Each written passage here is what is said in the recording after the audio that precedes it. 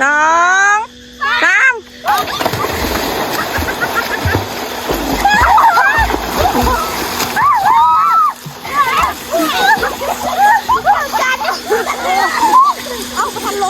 เสือจันทร์บ่ทันลงเด้อร่อยขึ้นไปกินน้ำซ้ำอีกละกินน้ำตลอดเลยลงมาแต่ก็เลยนี่บรรยากาศค่ำคืนอยู่ฟาร์มอุณวงศ์เอาคุณคันเทพกำลังนั่งอย่างนั่งกินเบียร์ก่อนอย่าโดน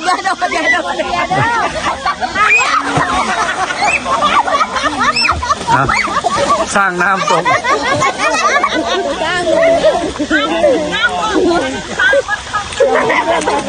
ทำไมจัดอุ้มวะลูกทำไมจัดอุ้มวะเอาฟ้ายิ้มเลยฟ้าเอายก2 นิ้วไว้ค้างนลินน้ำนี่เอาค้างดำเลยเอาไปเฟิร์นตกตั้มเลยเอาไปเฟิร์นโอ้มาเด้อลอยน้ำเด้อบรรยากาศค่ำคืนอยู่ฟาร์มอุณวงศ์เนาะ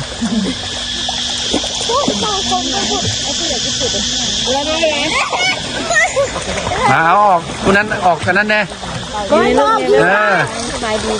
ไปดีสาวน้อยลอยน้ำสาวน้อยลอยน้ำโอ้ยเอาอันนั้นไม่ไผ่เราระวังได้ล่ะนี่ตรงนี้ไล่เพิ่นไทยไล่แล้วก็อยากลงไล่หน้าแล้วไล่หน้าโอ้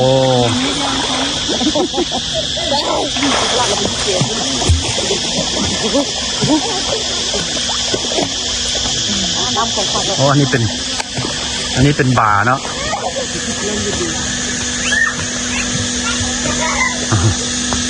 เป็นบ่ายังบ่เรียบร้อยอันนี้เครื่องเสียงเลยนี่อันนี้เป็นบ่านั่งจิบเหล้าที่ยังก็ได้มีเหล้ามีอย่างเลยนี่มีแจ็คแดเนียลโอ้หลายแนวอยู่มีไวน์โอ้ XR ก็มีหลายอย่างอยู่โอ้มื้อนี้แมงเมาออกหลายคนโอ้ยมีเบลูก้าอีกมีวอนก้าได้เบลูก้าได้นี่เบลูก้าก็มีแจ็คแดเนียลเราโกเลเบลแบล็กเลเบล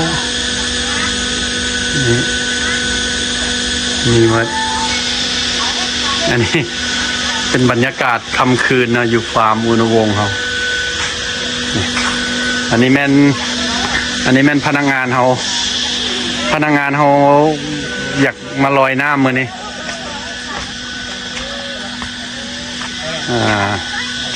อันนี้จะเป็นบรรยากาศยามค่ำคืน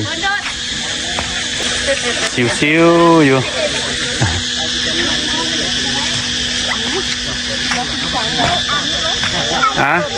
ใบเฟิร์นเอาใบเฟิร์นได้อาบน้ำอยู่นี่ยักเทือแล้วครั้งแรกเหรอป้าเด้ป้าน้ำจะเทือแล้วครั้งแรกกันปานประดับกันจีเป็นครั้งแรกอ่ะ2 เทืออยู่เป้าอยู่หนองนี่มาอาบยักเทือก็มีเวลาว้ายมื้อนี้ไอ้น้องเพิ่นมาฉลองกันมื้ออื่นมันพักมื้ออื่นเป็นมื้อวันศิลป์นั่นบ่เอาเจ้าขึ้นนั่นไว้เจ้าขึ้นมาโดดไม้ไว้สาวจันบ่เด้มันมีบอลขึ้นนี่มาขึ้นโดดนี่ไว้ปานหาสาวจันโดดไว้ได้เห็นสร้างน้ำพี่นะขึ้นพี่นะ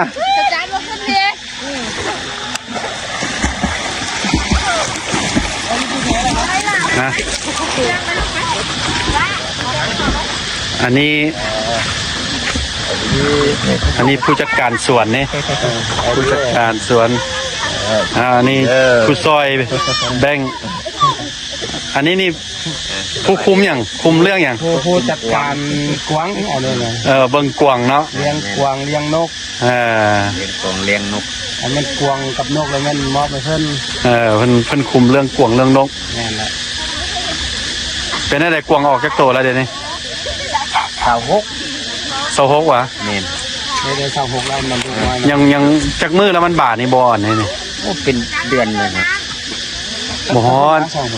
ตะบุญได้มาอย่างนี้ ยังบ่ฮอดดอก เพราะว่าทหารจะได้เงินเดือนนั่น เออ ประมาณ10 ปลายมืออ่ะก็ว่าเลยประมาณ10 ปลายมือมันห่วยมันจะให้มันน้อเลยเนาะแต่ว่ามันสิคงนะแม่เนาะคงแล้วมันยังมีแม่นึงไปยืมก้อยตาลอนะแม่กินคนนึงแม่ตาลอเด้แม่มันยังเข้าเด็กยังไหลแม่อยู่ยังไหลแม่ใหญ่ บ่แผ่นค่อยแล้วว่าสิได้ฮอด50โตพุ่นแม่นะ แม่นางเพราะว่าบ่สร้างเลยเพราะว่าตัวแม่ไหลเด้ตัวแม่ยังไหลอยู่เด้ยังแม่นางเด้ไหนแม่นางน้อยปีกายเพราะว่าเจ้านับมันตัวผู้มันมีอยู่เท่าไหร่36กายก็ต้องกับแม่เบิดตัวแม่นะมันก็ต้องได้มันแห้งจากล่าเด้เพราะว่ามันมีแม่สาวเด้มันมีแม่สาวของแม่สาวนี่มันจะได้ซะพวกแม่ใหญ่ถือว่ากำได้เบิดละลูกใหญ่เบิดยังกับแม่คุณ2 แม่ยังบ่ได้คงกันแต่ว่าก็มีแต่ว่าแม่มันแทงมันอย่างนี้ก็บุก มีใช่บ่มีตัวแท่งใช่บ่ มันมีชุดนึงเลยเนาะชุดเนาะตะก้อนหัวปีคนนะแล้วบางเทื่อก็ทุกคำอีกแบบนักล่ามานะตะฝนตกคนนะนักล่ามาก็บางเทื่อได้ มื้อนี้ไทเฮามามื้ออื่นสิพักเนี่ยพากันตะลองกันจักหน่อยเนาะ เพราะว่า มื้ออื่นวันหยัง วันศิลเลยแล้วก็เป็นวันศุกร์พร้อม วันศิลแล้วเป็นวันศุกร์เนาะเลยครับมีแต่ได้เฮ็ดขนมให้กวางเนาะ แม่ขนมให้กวางก็มีแต่ คล้ายเป็นวันพักของพนักงานอยู่สวนเขาเนาะก็พากันเลยมันลิ่นน้ำพอดีมันทดสอบไฟทดสอบฟืนทดสอบไฟอย่างนี้ไฟนี่บ่งามเท่าปีกายนี่เนาะปีกายนี่งามกว่ามันห้ามเขาเนาะ มันห่างบ่เสริมบ่ ที่ได้ให้เขาเจ้ามาเสริมเนาะ มันเสริมกลาง ในมัมโอ้คักว่าลิ่นน้ำเอา เนี่ย สบายดีกล้องได้ไหม ลีน้ำเลย ลิ่นน้ำมืออื่นพักตัวบ่เอาแฟนมาลอยน้ำนะวะฮะมัมนี่รอได้มัมนี่ ยังสิรออีก ต่อไปนี่ผู้สาวที่ยุ่มได้นี่จังหน่อยแขกเข้ามาหลายๆนี่มัมนี้ยังโสดบ่โสดโอ้ใครอยากจองมานี่เด้อที่ประจำอยู่ฟาร์มนี่เอาแม่นไผ่สิมาโดดน้ำนี่โดดให้เบิ่งได้ดูนี่ครับแม่ปันประดับคุณมาโดดไว้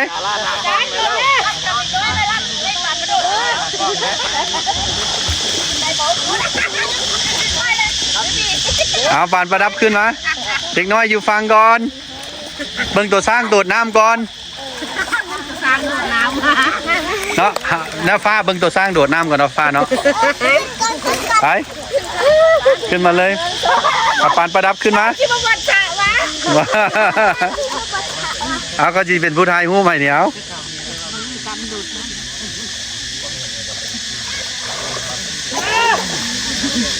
ช้าง2 ตัวนี่มันยังกัน3เด้อเอาเลย 1 2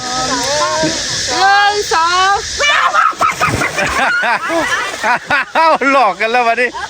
เอาโดดเลยโดดเลยโอ้เป็นท่าเอาไว้โดดเลย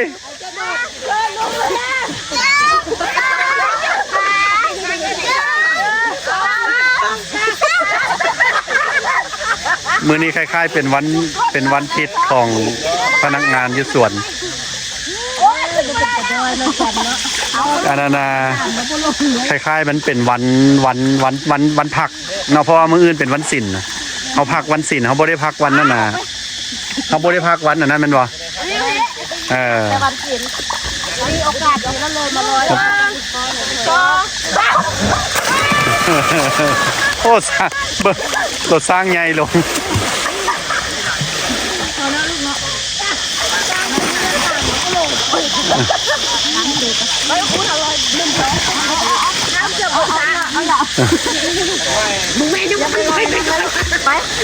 จับดีๆโอ้ใบเฟิร์นโบเดิร์ดเลย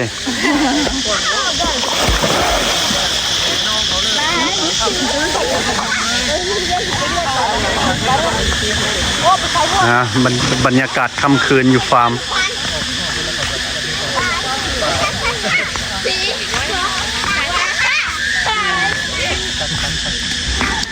มื้อนี้คล้ายๆเขาจะฉลองวันพักอยู่ฟาร์มมื้ออื่นเป็นวันศิลป์แม่นเฮาบ่เฮ็ดเวียกวันศิลป์เฮาหยุดตามวัดอย่างก็วัฒนธรรมหรือว่าอย่างไหนประเพณีบ้านเฮาส่วนหลายพักวันศิลป์แม่นบ่เฮาเฮ็ดเวียกเบาๆได้เนาะนี่อุ้ยตำนี้เป็นจะแซ่บนี่กินให้เบิ่งดูหมุนมาแล้วอันนี้จะแซ่บลูกผู้สิแกะเข็มหมูก็ยังบ่ส้มไม่หวานนะนี่ถึงใจเพิ่นส้มอ่ะส้มหวานเป็นอย่างป่านประดับเพื่อตุ้ยนี่เนาะเบิ่งวิธีกินเนาะกินอะไรก็กินแซ่บเลยตายแต่ขนาดนั้นขายกันแล้วขายน้ำปั่นขายอย่างนี้อันนั้นนางพวกเฮ็ดอันน้ำนมใจอันนั้นนะแล้วเอาไปแช่แข็งแล้วคุยกินอย่างมื้อเจ้านะโอนนมก็อมอย่างก็อมที่นะโอ้ปานที่เอาแต่แนวจอยได้ว่ะแต่ว่าเขากินเรื่องบ่ตีมันกินใส่นมนะเนื้อตู้จ้อยกินแม่ไปเฟิร์นเกลือกวงบัดนี้โอ้กวงมาบ่นะเบิ่งมันจะขึ้นมาบ่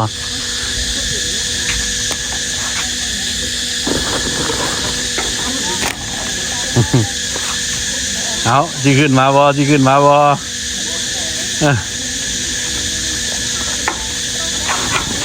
โอ้ยชนกันเอาล่อมันขึ้นมาสระลอยน้ำ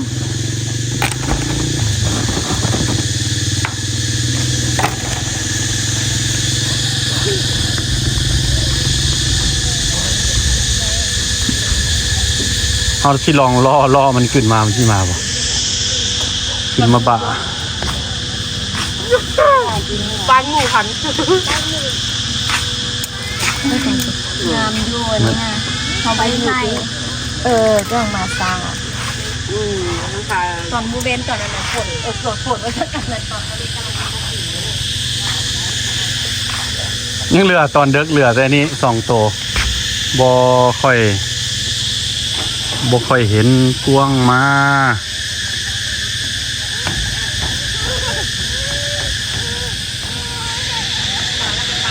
เป็นวันอาทิตย์อยู่ฟาร์มเนาะ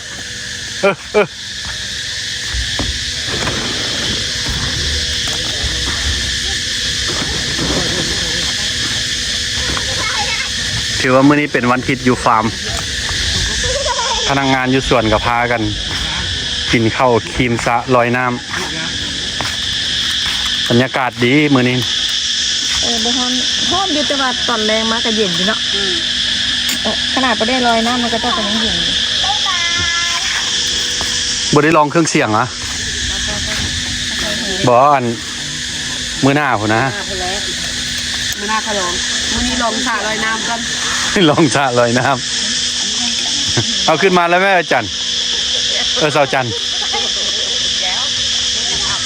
นี่อยากอาบอยู่เราเล่นเขาเล่นบอกให้กวางก็ไม่มา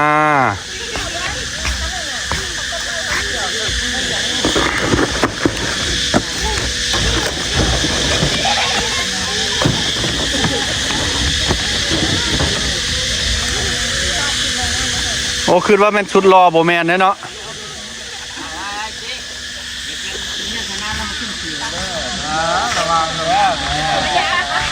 มันที่มีกองอยู่นึงมันที่เตือนมากอยู่นะคันพวกเจ้าเยี่ยวใช่ไหม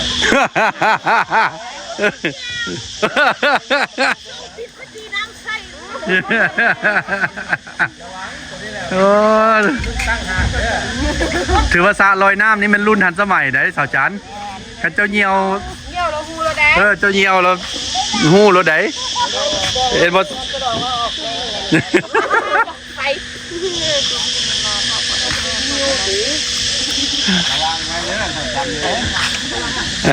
อาขึ้นเลยวันอาทิตย์มื้อนี้วันอาทิตย์เนาะ มื้อนี้เป็นมื้อวันอาหาร บ่อันเป็นวันอาทิตย์อยู่ฟาร์มเฮาเด้มันสิถึก เป็นวันอาทิตย์ เพราะว่ามื้ออื่นเป็นวันศิลป์มื้อพักเด้เนาะ